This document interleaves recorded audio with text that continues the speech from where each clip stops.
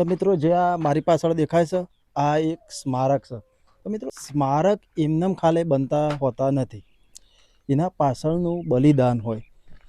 સમાજ માટે બલિદાન આપ્યું હોય, દેશ માટે આપ્યું હોય, ત્યારે આવા સ્મારક બનતા હોય છે. અને આ એક સિદ્ધરાજ સોલંકીએ બનાવેલો સ્મારક છે.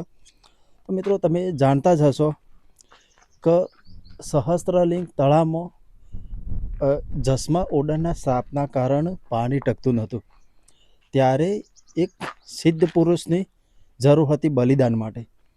ત્યારે વણકર સમાજનો અમદાવાદના ધોળકા તાલુકાનો રનોડ ગામનો વણકર સમાજનો દીકરો કે જેનું નામ મેઘમાયા, કે જે પોતાના સમાજના હિત માટે પોતાનું બલિદાન આપ્યું મિત્રો. અને ત્યારે રાજાને પણ મજબૂર કર્યો આવા સ્મારક બનાવવા. મિત્રો આ તમે જોઈ લો, આ સ્મારક બિલકુલ મિત્રો સહસ્ત્રલિંગ તળાવ છે એના બાજુમાં જ આ સ્મારક છે મિત્રો. હાલ તો અત્યારે આ બધો ખંડિત થઈ ગયેલો છે મિત્રો. તો તમે જોઈ શકો છો કે જે આ પહેલાની બધી ઈટીઓ જોઈ લો અત્યારે.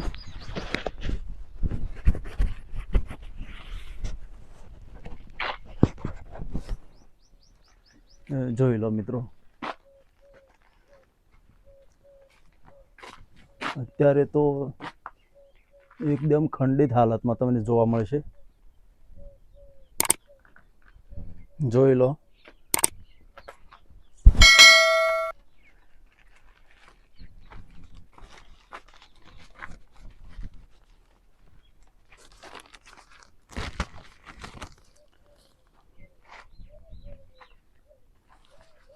મિત્રો વીર મેઘમાયા સિદ્ધરાજ જયસિંહના સમયના વણકર સમાજના એક પરોપકારી મહાપુરુષ હતા મિત્રો.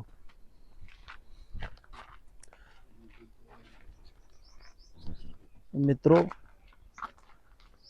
આ વીર મેઘમાયાએ પોતાનું બલિદાન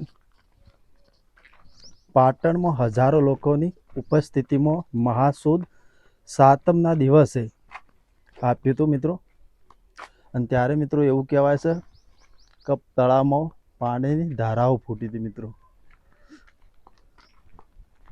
તમે જોઈ શકો છો વીર મેઘમાયાનું સ્મારક મિત્રો.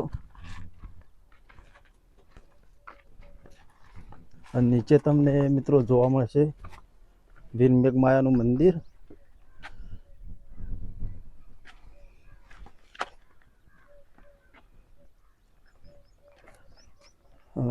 મિત્રો લખેલું તો છે પણ કોઈ દેખાય એવું નહીં મિત્રો. બોર્ડ મારેલું છે.